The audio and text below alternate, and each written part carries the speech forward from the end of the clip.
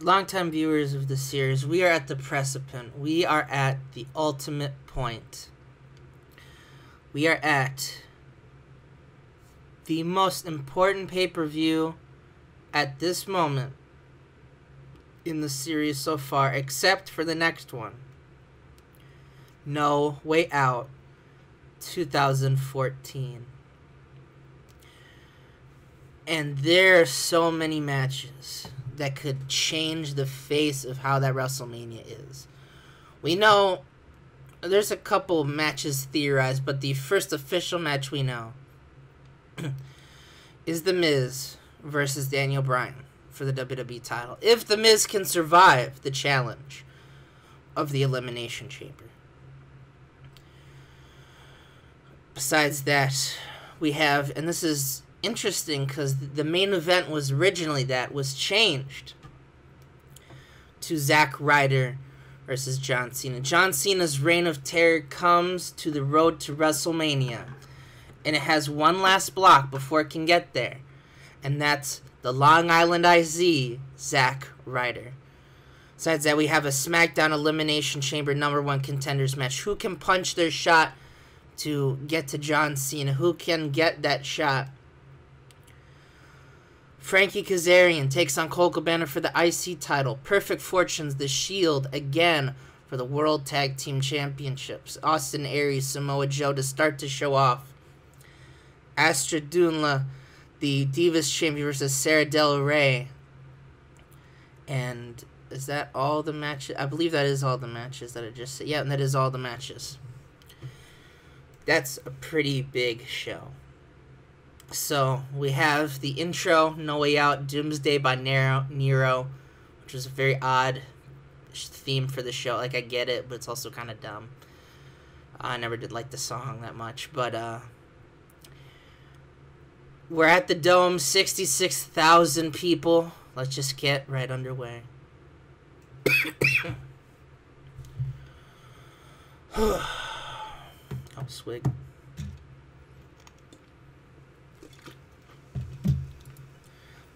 And in our opening contest, 91A, Austin Aries defeats Samoa Joe by cheating. He cheats to win. He cheats to retain defense #9 of his NXT title. And Samoa Joe is absolutely pissed off. He is fucking fuming at the thought of this. But Austin Aries has outsmarted Samoa Joe for now. They had great chemistry, which is good. A little longer match might have gotten even a higher rating, but, you know, we take what we can take. We were running a little short on time for the show anyway. And the next up, in a 79B, in a decent match, Astra Dunla retains against Sarah Del Rey. Sarah Del Rey tried. She put up a hell of a fight, but it wasn't enough to beat the Divas champion when she gets hit with the Path of Blood in 1807. Defense #3 of her Divas title for Astrid. Astrid looks to head into WrestleMania. The Coven heading into WrestleMania stronger than Evan. Who will take up the challenge? Who will take up the gauntlet to beat Astrid? We'll just have to see. And next we have a segment in which we see Austin Aries just gloating about to anyone stand by that he beat Samoa Joe. He conquered his fears. And as soon as Sami Zayn walks in, Austin Aries is like, "What do you want, Sammy?" He's like, "What do I want, dipshit? I want your U.S. title."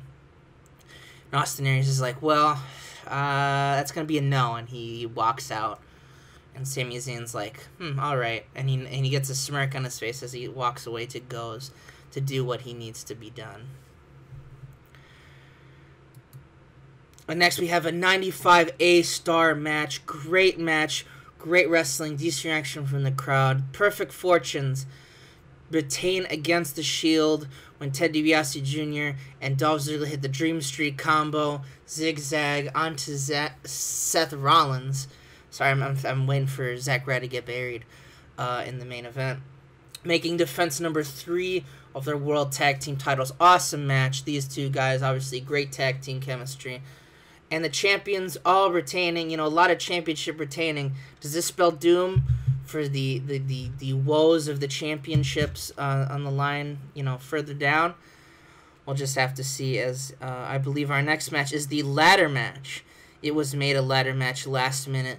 Colt Cabana, Frankie Kazarian. Frankie Kazarian made the choice to have a ladder match by complaining about Colt Cabana not taking him seriously and knowing he probably can't out-wrestle Colt technically, so he wanted to go for a ladder match.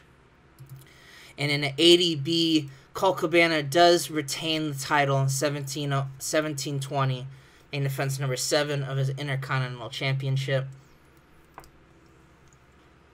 I took a swig there, sorry. Colt Cabana making a good showcase, finally beating Frank Kazarian. Colt Cabana still running high on his Intercontinental Championship reign. And next up, we have the SmackDown Elimination Chamber. We get all the contestants hyping themselves up. Mark Henry talks about how, he's been champion before, and he believes he's the only man with muscle enough to take down John Cena. Drew McIntyre saying he is the chosen one. He wants to be in that position. He wants to be the chosen one to defeat John Cena.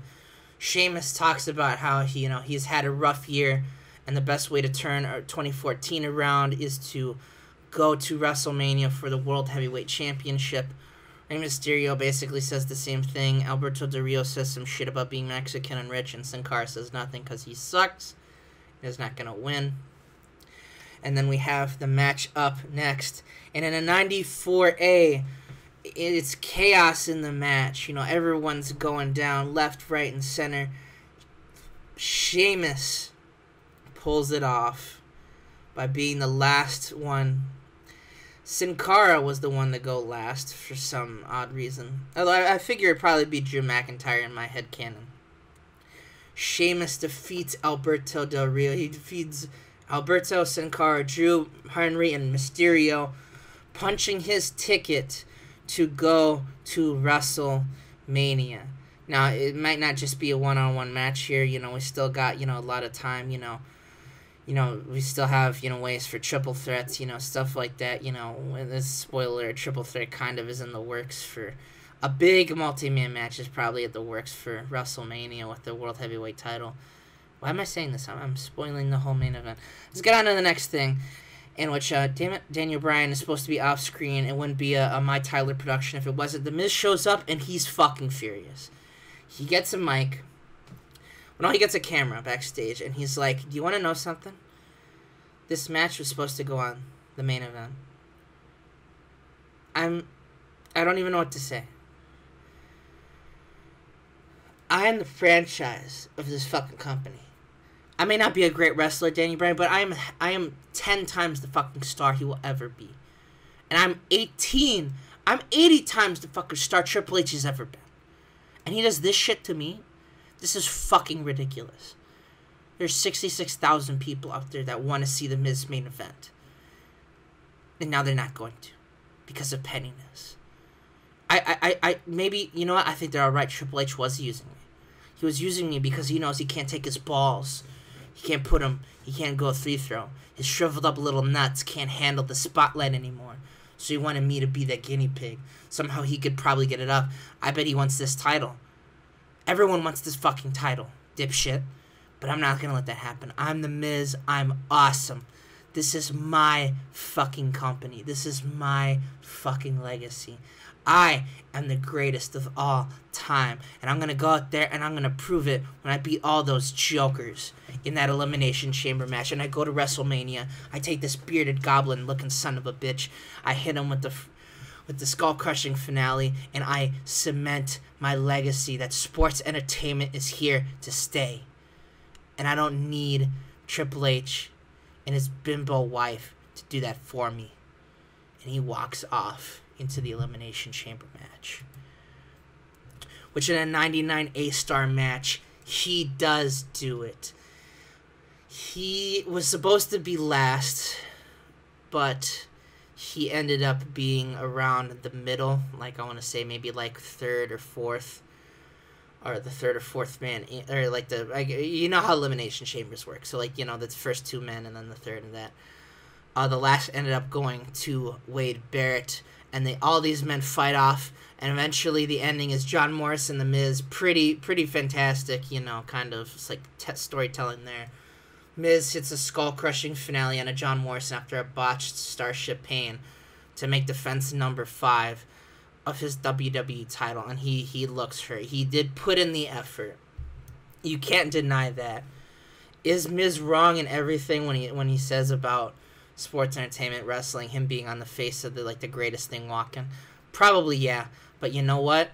He showed everyone today that he really does have the effort to put in. And that's rewarded when Triple H comes out.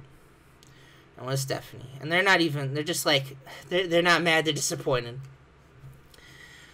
And Triple H says, Miz, you're a good guy. I understand why you're frustrated. But, there's times where I have to do things that are best for business. And you've had a good run with that WWE title.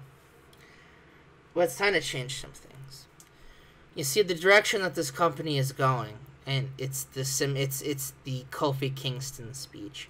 And after that point, Triple H just kind of smirks and says, you already know what's going to happen. Get me a referee out here. And a referee walks down, and Triple H just saunters off. And the announcer says, the following contest is for the WWE title. Introducing the challenger, the CEO of WWE, Kofi Kingston swings and just beats he hits the ref first. And then he just does a dive over Miz's prone bodies, see ya bitch, and just fucking goes right after Triple H. Stephanie starts screaming. Kofi Kingston's security rush forward. Kofi's got some kind of weapon, a pipe or something. Probably just a blunt, not a fake WWE. We want to look as real as possible. He's just beating Triple H. And they separate the two. Kofi Kingston's trying his best to get at Triple H. He wants revenge, especially after this. He saved The Miz, but not because he fucked The Miz. He hates The Miz too. But Kofi is here for one reason only, and that is for Triple H. And Triple H, he's so pissed. He says, you know what? You don't hear. He's not on mic. He's like, I'll see you on Monday. And while this is happening, The Miz looks up. He's prone. He's just collapsed after that horrible Elimination Chamber match. And he looks up. And he sees Daniel Bryan. And Daniel Bryan's looking down. And he's like, not bad to start. He doesn't attack Miz. He doesn't do that. He's like, not bad. Got a lot to learn, but not bad. And he just walks away. And The Miz is also pissed for saying shit like that. And it's not really going to go down. But ladies and gentlemen, we have, adjust the mic, our main event. Hustle, loyalty, respect. That song, if you don't know the song, it's the heel John Cena theme everyone uses. I know, in the famous Tucker and Putty series, they didn't use it, but I feel like this that goes the character I want for. This is a fucking guy, John Cena, who has just dominated this series. He comes out to this match. Zach's already in the ring. He's hyped. The crowd is hyped. They want to see someone beat John Cena, but they know what's about to happen, and John knows. He walks out. He's still a little cautious over the shoulder. We don't know why. Maybe something's going on there, but he seems all the more confident. Hustle, loyalty, respect kind of really has taken shape when you think about it. He hustled everybody. We thought we saw the real John Cena, but apparently this is the real one we see now. The hoodie, the intensity, the extreme violence, the willingness to do whatever it takes to stay at the very top of Mount Rushmore's wrestling's Mount Rushmore. Loyalty only to himself, and respect to nobody. A true legend in the making makes his entrance to the ring. One hurdle before WrestleMania, and before he can get the year-long title reign. A year long is not the longest, but a title reign is defined by who he defends it against and the match qualities. And while the opponents sometimes have been interesting, even now, the matches themselves are great. The storytelling is great. The violence is intense. John Cena has truly become one of the greats in this short time. Maybe because he knows his career is starting to decline. He's not on time decline, but the age of John Cena has passed. So he ushered in a new age of John Cena, a new age of violent John Cena. And does Zack Ryder really have the skills for that? Really, no.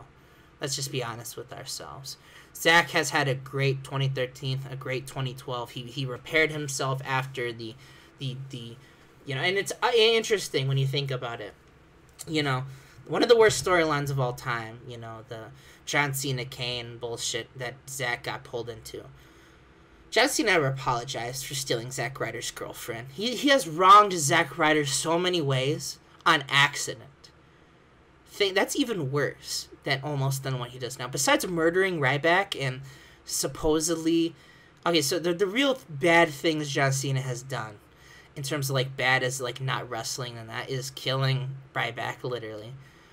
Just driving out to see the entire corporate office of WWE, and then almost killing the chairman of the board, Vince McMahon. He's left just ruin in his wake. But that's worse than what he did to Zack, but it's even worse than some of the other stuff he's done, because he did on accident. He didn't even think about it. He didn't give two shits about Zack Ryder then, and he doesn't give two shits about Zack Ryder now. And that's basically how the match goes. It's very back and forth, as the matches are. We never have John Cena just murder an opponent.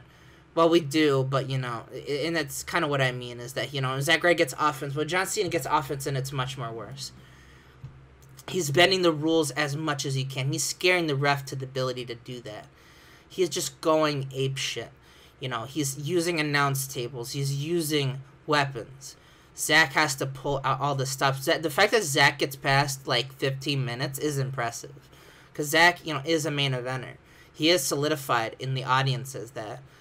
But it's hard to, actually see that. And then Zack, he hits a Rough Rider, he hits a Broski boot, but, that's not enough to just put John Cena out for 2. He hits another Rough Rider. It's not enough. Zack does kick out of the Attitude Adjustment, much to the surprise. I mean, people have done it before. It's not, a big deal. But the fact that he wasn't able to do it, it does shock Cena a little bit. So Cena goes back to putting on the hurt, and, We all know that the conclusion is going to be John Cena lifts up for the Attitude Adjustment. He hits the Attitude Adjustment. And then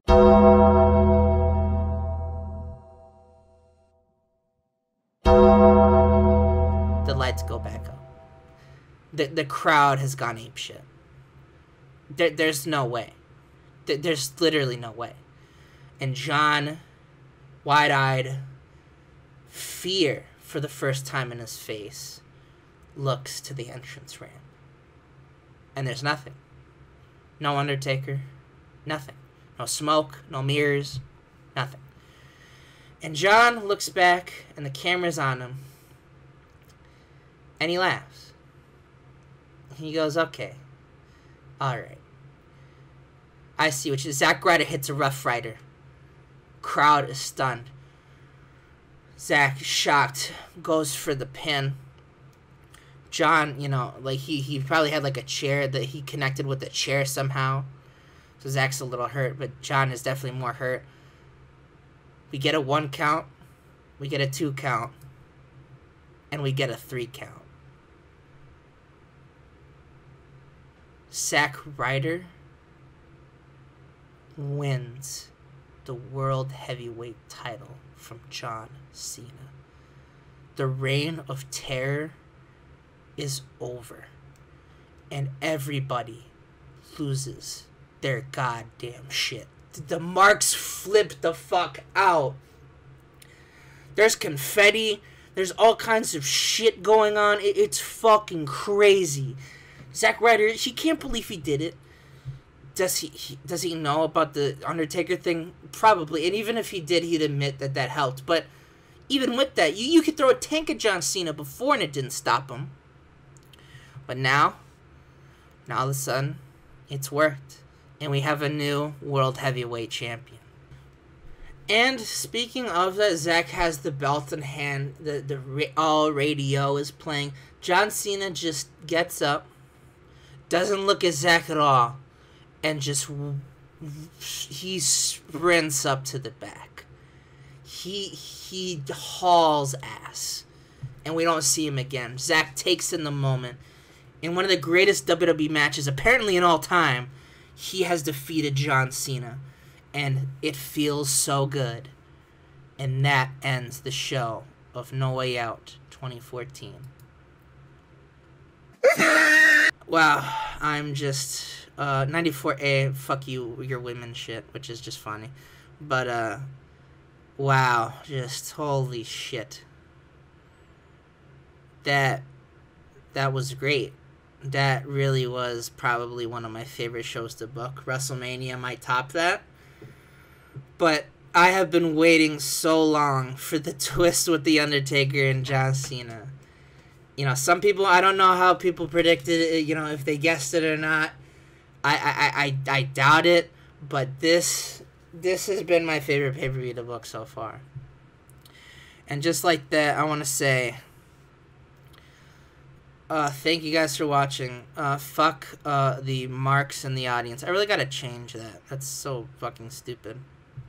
Oh, sorry, I just burped. Wow. Just that was really like that whole like this is the culmination of like almost a year in IRL like planning for this moment, and I'm so glad it got 100. The event might have gotten 100 if it wasn't for the women's thing, but that's just my fault. But you know, I could give two shits about the rating. At the end of the day, it was the storyline, and this has probably been one of my favorite storylines to book in all of TEW. I'll talk more about it in like the season epilogue, but you know what, for now, I'll see you guys as we start to build to WrestleMania 30.